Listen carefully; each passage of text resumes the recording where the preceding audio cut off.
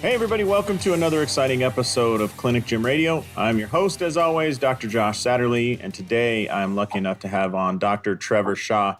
Trevor, what is up, my main man? Not a whole lot, just hanging out here down in sunny Florida, and yeah, that's about it. Just finished up my shift here at the school, so yeah. Yeah, well, the school of which you speak is Palmer, Florida, right? The campus, which, by the way, I mean, can you imagine being the president of Palmer, flying from Iowa in the winter down to Florida? You would literally get the bends from how much change, how different those two locations must be, right? They always give us a hard time about the tans. They always give us a hard time about the beach. So, yeah. I would love to see, we should do some research, vitamin D levels of Palmer, Davenport instructors and Palmer, Florida instructors. It would be significant, funny. I'm sure. And I would probably skew it a little bit because every chance I get to go to the beach, I still run down there as quick as I can. Good for you. All right. Well, the reason I wanted to have you on today is you're at a chiropractic university. And I think that those of us out in practice oftentimes, and I know you're out in practice as well, not just instructing, but those of us out in practice, I think we're always wondering and kind of worried about what's the future like? What are the students like that are coming through? What are the graduates like? And, what do they want? Because I think if it comes down to, if you're building a clinic gym hybrid, for example, you're going to need some people working for you. And what kind of talent pool is there available? And the good news is the people that we want, obviously those standout stars, right? Nobody wants to hire the dregs, but the standout stars are also the ones that make a name for themselves with instructors like yourself, right? Yeah, absolutely. Yeah. Yep. And so let's talk a little bit about that.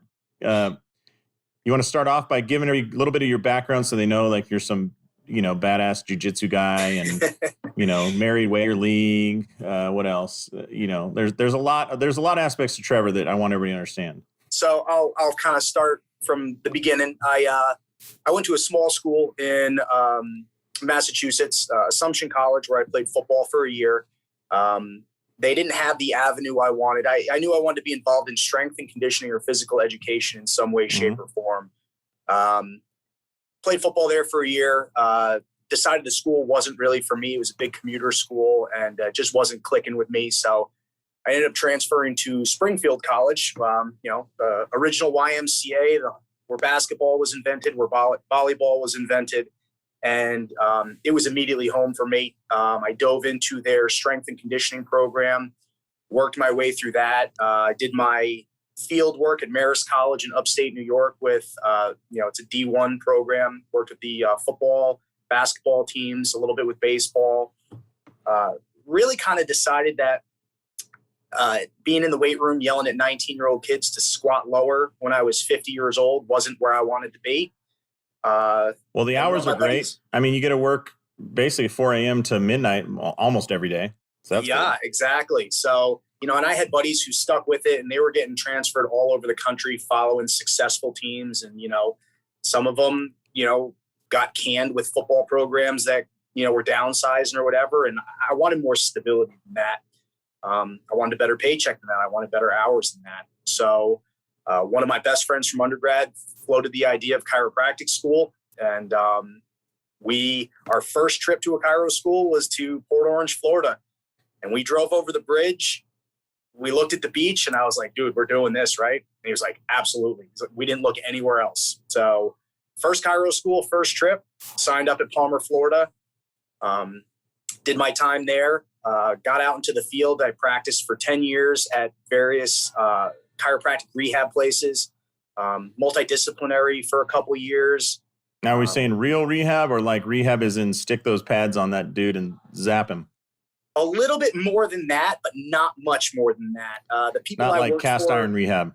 No. And in fact, one of the guys I worked for, it was right when I went off to do my SFG level 1, the strong first kettlebell certification, the first level.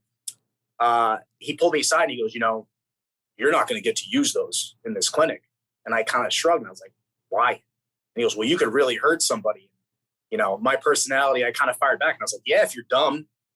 And well, I think he took that as I was saying he was dumb. So my time there was fairly short-lived, but I've never been much for that cookie cutter kind of 1980s kid gloves, like go easy, don't push the limits. Like Yeah. I tend to assume people are durable until they show me that they're not. I'm going to give you the benefit of the doubt, and then we'll regress as we need to. Yeah. That thought process has served me and my patients really well, because I don't start them out at things that, are mundane, things that they're already good at. You really try to find that razor's edge of where they're at and stuff. But, going back a little bit, when I stopped playing football, I got into Brazilian Jiu-Jitsu, and that was probably around 2005. And that actually served me really well through chiropractic school, because I made my way through my entire clinic experience really just working on guys from the gym. I had a bunch of people. Oh, I thought you were going to say by choking out my clinical instructors and just saying, pass me. Well, it's job security, right? You gotta set the tone. So, but yeah, I had a lot of guys from the gym coming in. I was able to get a few people from the outside. So I was really able to get through clinic with, a lot of high level athletes. And it was a great experience. So yeah. So now I'm back at the school. I worked in New York in multidisciplinary, Tennessee in rehab and multidisciplinary, and then moved back to Florida, where I got this job right as they were opening this new 10,000 square foot rehab facility.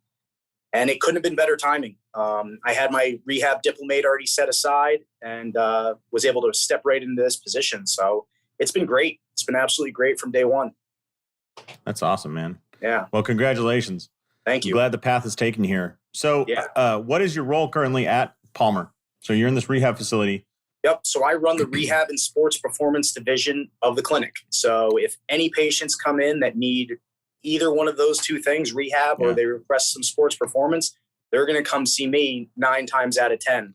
Yeah. And the reason I'm super excited about these things because, you're SFG certified, and I'm sure if we go into your rehab facility, there's a lot of cast iron.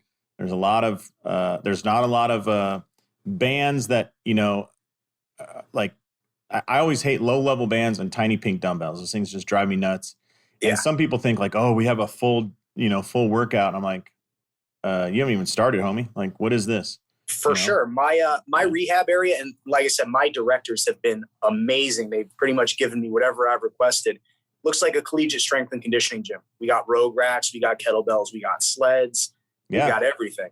So, So the great news is, I don't know do you know Cody DeMac over at Parker? I know the name. Yeah. Yeah. He's a cool cat, and he's helping us out with our live seminars and whatnot. But same thing. He teaches rehab over there, and you go in, you're like, I'm in a weight room. And it's like, oh no, this is lecture hall, B143 or something. It's like, no, this looks like a weight room, Yeah. Yeah, it's the same here. So and it's great. And you see again, going to those bright spots, the ones who understand rehab, the students rather, when they see that stuff and you kind of break through like, hey, here's what a landmine press can do. And here's why it's so effective. And do you notice that, we're not just doing shoulder strength, but the core has to be activated, or whatever you want to call that term. They have a strong, stable pillar, and the lights just go on. And like, oh my God, this is crazy. As opposed to when I was in school, rehab was mostly ultrasound and E-stim, and light bands that were so light. It was like that TheraBand that comes on a roll and everybody gets like 3 feet of it. Yeah. And I don't know, maybe you could retrain your eyelids with it strength wise, but that's about it. Like there's nothing else that could be really, improved with that. And, that's really one of the molds that I've tried to break with a lot of the students is, they still think in isolation a lot. And when you give them the opportunity to think in movement and say, hey, listen, these are compound movements. This shoulder movement that we're doing here could easily be a core movement for somebody else, or a glute and hip exercise for this other person. It's all about the emphasis and the structure that you place on it. All of a sudden the eyes light up. They're like, oh, wow, that's right. I can have these pocket full of amazing exercises that do 5, 6, 7, 8 different things. And right. Yeah. I train people like athletes, whether you could have never been an athlete in your life, but having those attributes makes you a better human being.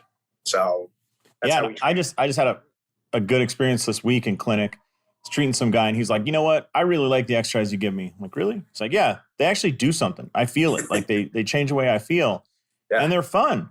he's like, I didn't tell you, I've been going to PT this whole time as well, because my doctor sent me there, and it's, with my health plan, it's only $5 a visit.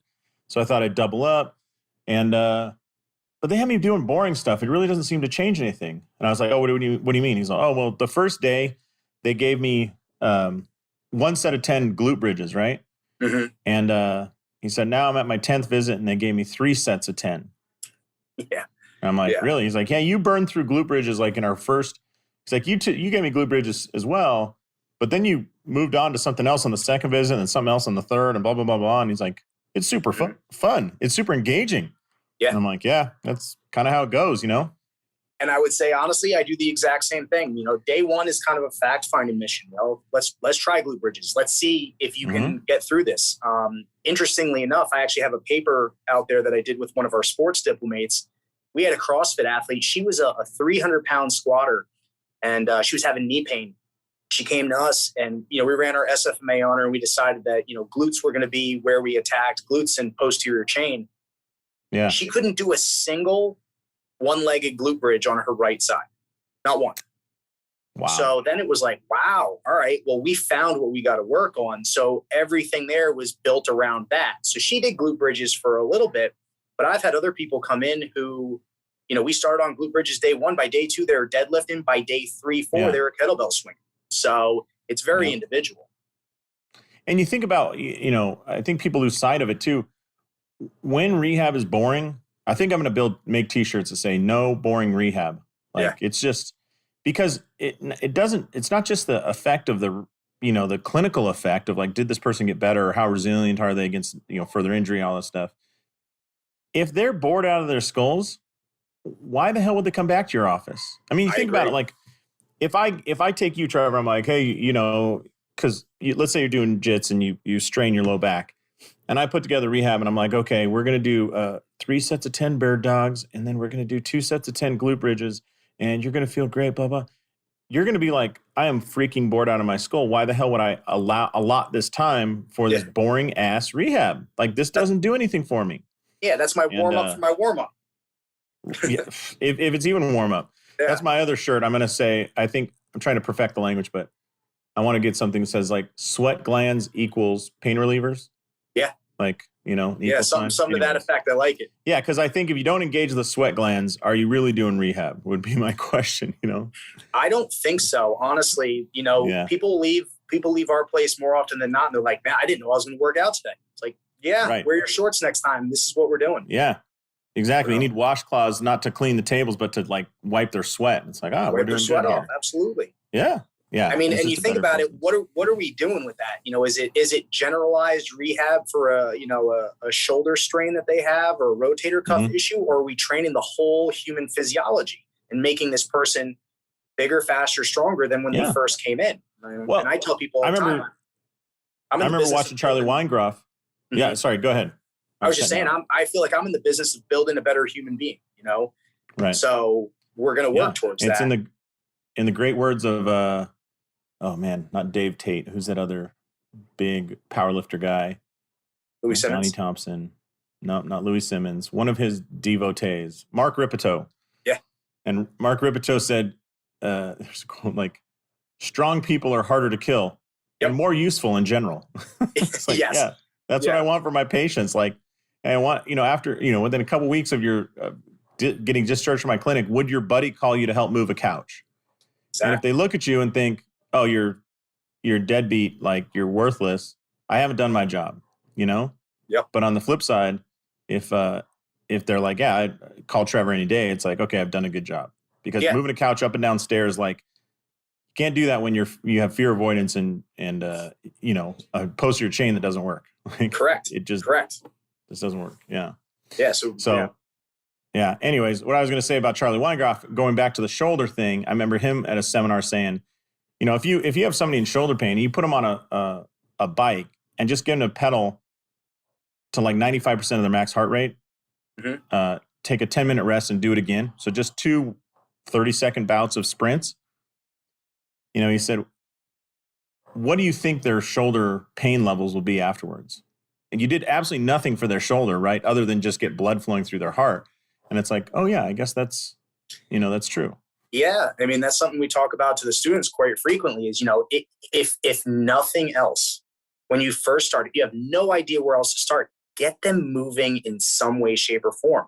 Get the, and I say this all the time, if people did their 30-minute walk a day, got their 10,000 steps in a day, and had even just a decent nutrition plan, a lot of us would be out of jobs.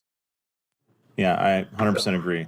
Yeah. So, just get them moving, get that high intensity work is invaluable for pain modulation too. So, yeah. And I think shaking up their little Etch-a-Sketch or their little snow globe too of movement, like we talk about like fear avoidance and all that stuff. But I think just getting them to move differently, which is why there's always this argument about whether foam rollers are useful.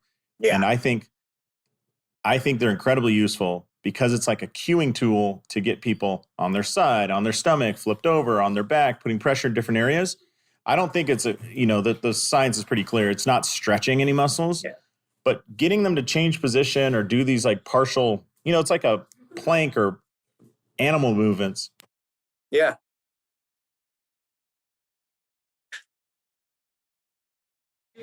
Sorry.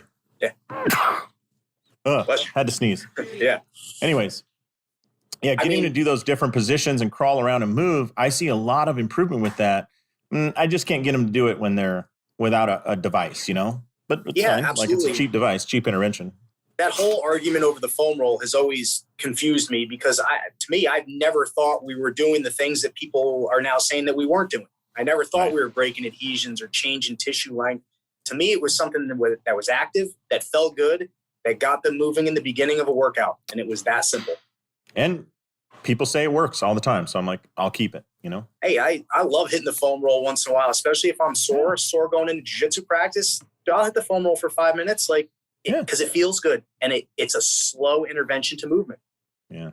Yeah. So, well, I think we see eye to eye quite a bit. I know we both teach the SFMA and it's, completely revolutionized my practice. Me too. But as far as like students and kind of what you're seeing with the crowd that's coming out, what are some exciting trends? What are some positives you're seeing in the students now that maybe prior you didn't see so much that you're starting to see emerge? Like, is the standard amount of rehab knowledge they have even before they come into your class pretty good? Like, what are those high points? A lot of them are very good. What I'm starting to see is we get a lot of people. So let me backtrack and explain how my role works. I'm not like a lot of the other mod docs here. A lot of the other mod docs get assigned students. If you work for me, we actually hand select those students. They have to apply for positions with me. Myself and the dean sit down and we go over those. And you go out to the beach and you get the telephone poles and like lift them up over your head and on the other side and, run 6 miles. And okay, you over there, third one in the back. Yeah, you're out, but your buddy in front of you, he won. But we get a lot of people who are exercise physiologists, strength and conditioning coaches, have a lot of rehab experience, and they're just looking to hone their skills because being the rehab guy, a lot of the mod docs will refer over, either the really complicated cases that need, us to look at pain generators and things like that. People who need, psychosocial interventions, that usually require graded exposure, or the ones who just need to start moving. And what I see is, a lot of these students, they already have great ideas about how they're going to attack each one of those. They just might have questions, along the way of like, I'm not sure about this, or am I overthinking this? And so we're getting a lot of great students through the program who are really interested in sports, really interested in rehab. We've had a few rock stars who have come through this program who are out killing it now. So I'm very happy with the way things are going. That's great. Students are very passionate about this aspect. Go ahead.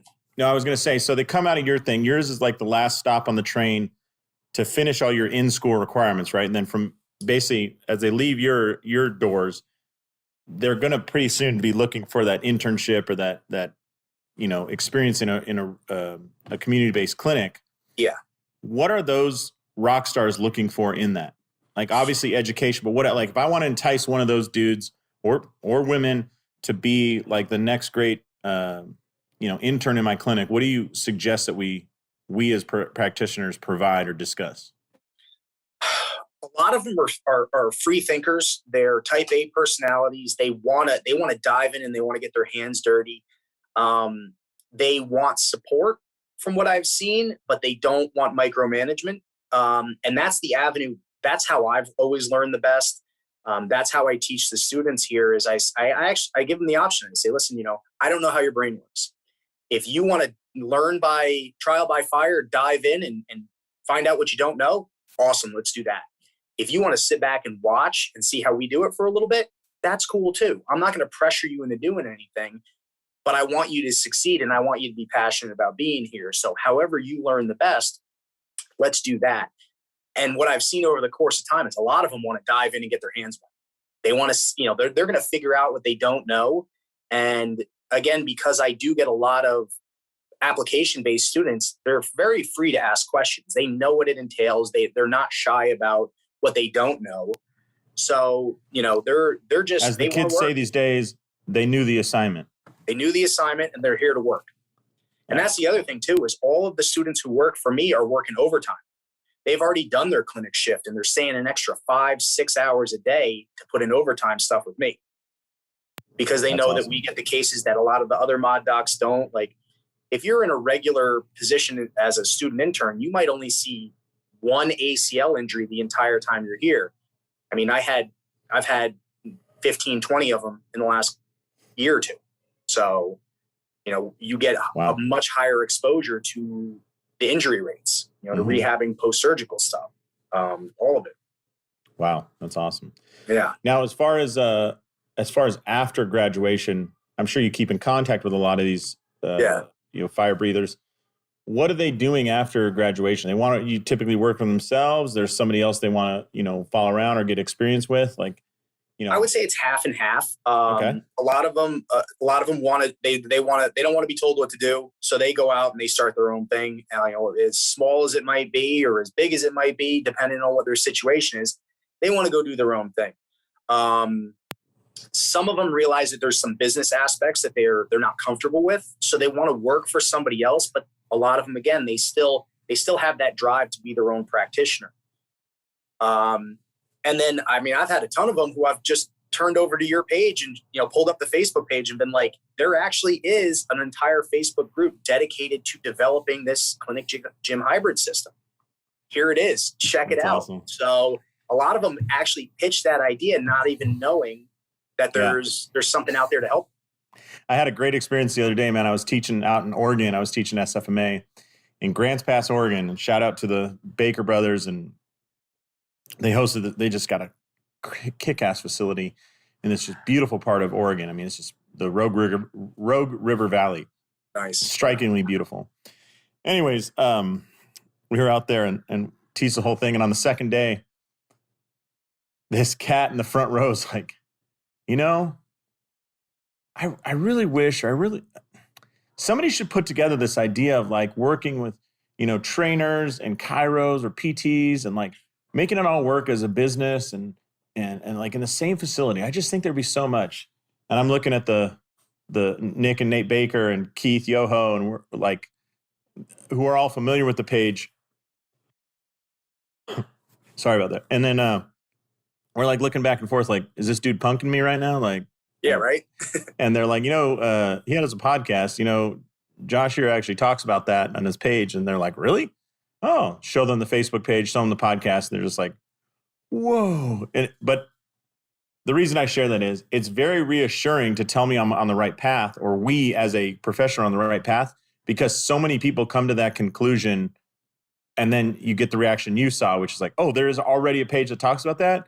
The idea, was born in their mind without that. And then it, comes somewhere else. So it's quite exciting. I wish I was around when I was in school, because, one of the first jobs I had out of school was a multidisciplinary job. I was a clinic director. We had a PT. We had full medical there. We had massage therapists, and it was cool. But one of our offices was tied to a strength and conditioning gym that my boss also owned. And it was funny because one day I would always go over on my downtime and hang out in the gym.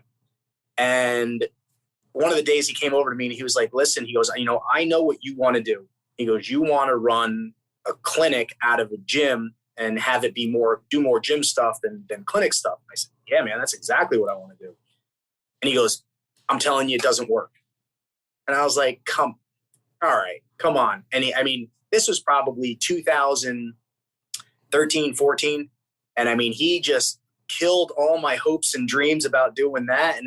And as soon as you started doing this, I remember looking back and I wanted to be like, dude, like send it over to him and be like, what were you talking about? Like, people are killing it with this model. So yeah, man, when people do it the right way, it's just like every gym owner in the world that I know would absolutely kill to have a chiropractor in their front room assessing people and then saying, oh yeah, you need the gym 2 days a week. You need the gym 3 days.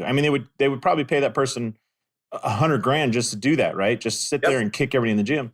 And so the flip side is when we as chiropractors are discharging people, how many times in your career do you get the question of, this is great, what do I do next? Yeah. Or how do I keep this from coming back? All the time. And it's like, oh, well, I'm glad you asked. So it makes me think, how much money have we pissed away as a profession by not offering the next thing? Absolutely. Because just from a business standpoint, am I more confident in sending, Jane Doe, John Doe over to LA Fitness to just pick trainers out of the training pool when I have no idea what their background is or what their philosophy is? Or worse, just do what they think is helpful. Exactly. Which is worse. Or have that trainer who I've trained, who I know in and out in my facility, who I can just say, now I'm discharging you over here where you're going to continue your success. And if you need me again, you know exactly where to find me. Yeah, such a good point. Yeah. So, there's just, I don't want to be like a self-aggrandizing. I just think there's so much good stuff that can happen there. All right, well, let me shift gears here because I'm interested. So what it sounds like is, here's my suggestion to listeners. If you're looking for that next great intern or associate, I think it'd behoove you to reach out to guys like Trevor and the D-Max over at Parker and these, make some personal connections with people at these schools because they're seeing those bright spots come through. And in some regard, all those people, they want some leadership. They want some guidance. They want some like, hey man, come to here. You have this opportunity. Jason Holm out in Nashville, there's no chiropractic college around him yet. He gets amazing candidates from Logan and Parker and a bunch of other schools, Cleveland. Yep. So I think he's doing the right thing. So here's what I would do. Trevor, what's your favorite bourbon? Bourbon. Ooh, I like Bullet. All right. Yep. So everybody listening, if you want a great intern, go ahead and go buy a, whatever it is, $60 bottle of Bullet. And then on the back of it, tape a Post-it note and say, Trevor, I'm interested in a great intern. Here's my phone number. And then go ahead and mail it over to Trevor and, magic may happen, right? That would be amazing.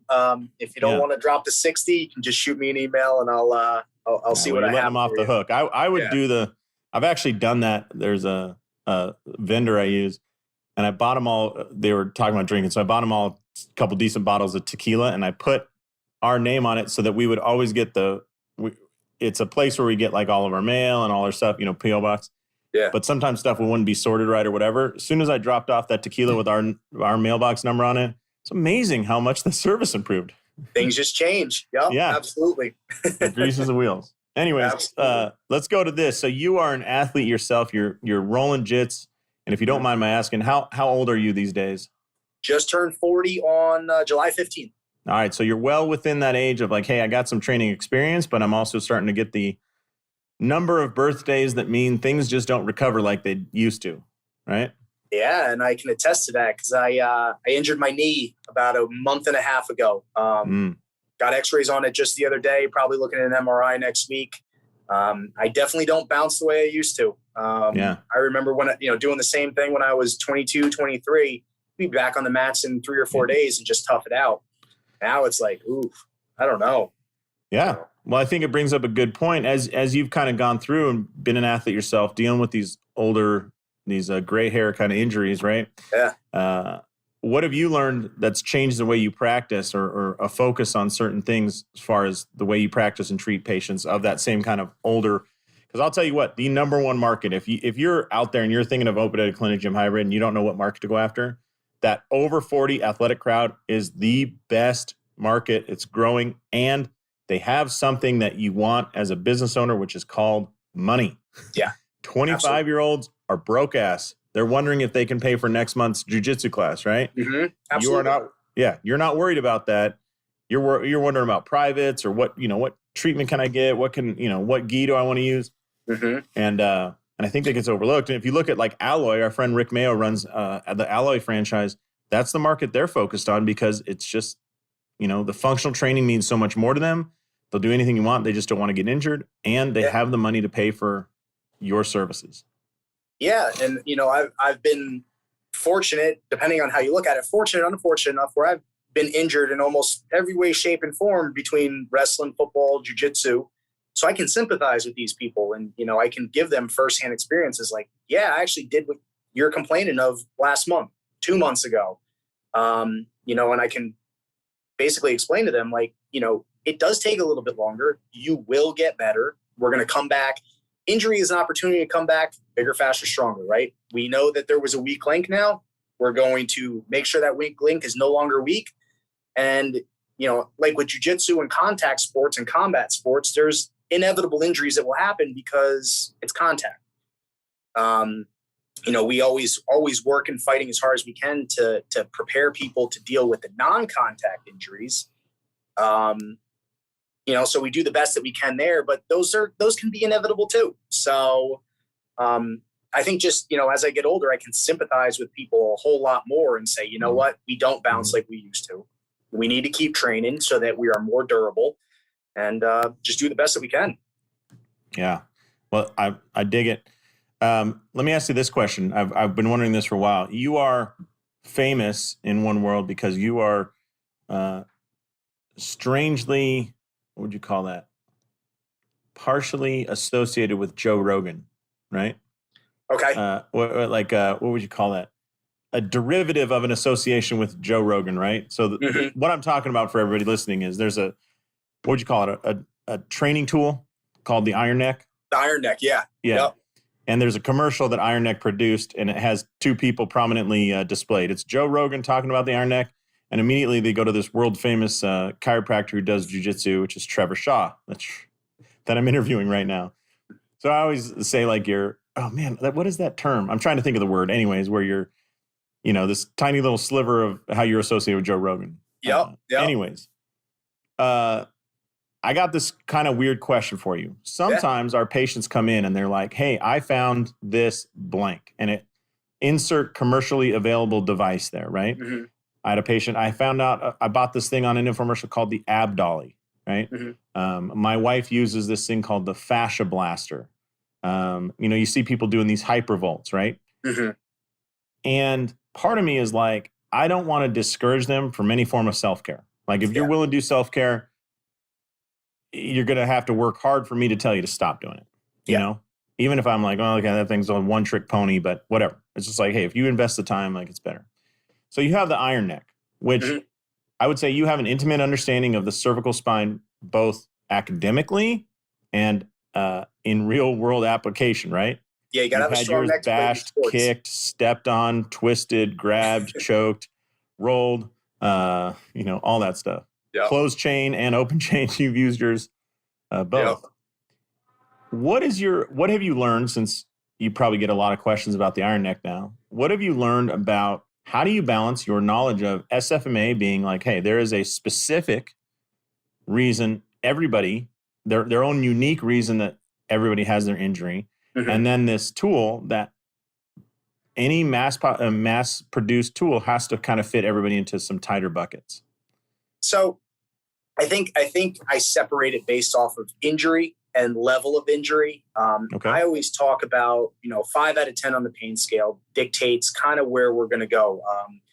And I have no literature to support it, but typically, people come in, they're 5 out of 10 plus. We're looking at pain generators. We're going to try to figure out what structures are problematic for them.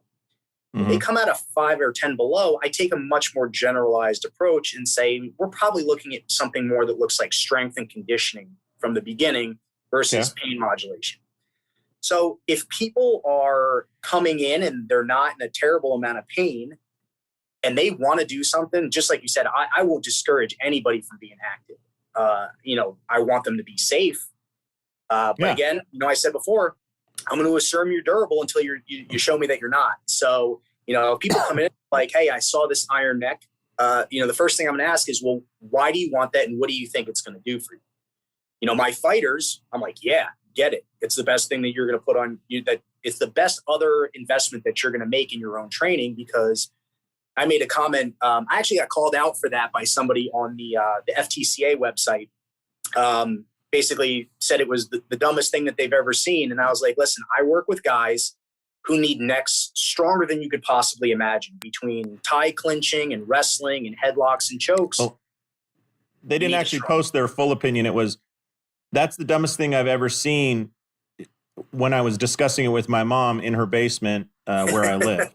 Right? They just didn't type out the whole line there. But they didn't type out the whole thing. They didn't type out, I've never done jiu-jitsu, and this is the dumbest thing I've ever seen. Am I going to throw that on somebody day one after they have a whiplash injury? Definitely not. But, if you come in and you're like, I've been living with this chronic 2 out of 3, 2 out of 10, 3 out of 10 pain for the last couple of years, I'm active, I'm doing this, I'm doing that. Well, maybe we need to get you strong.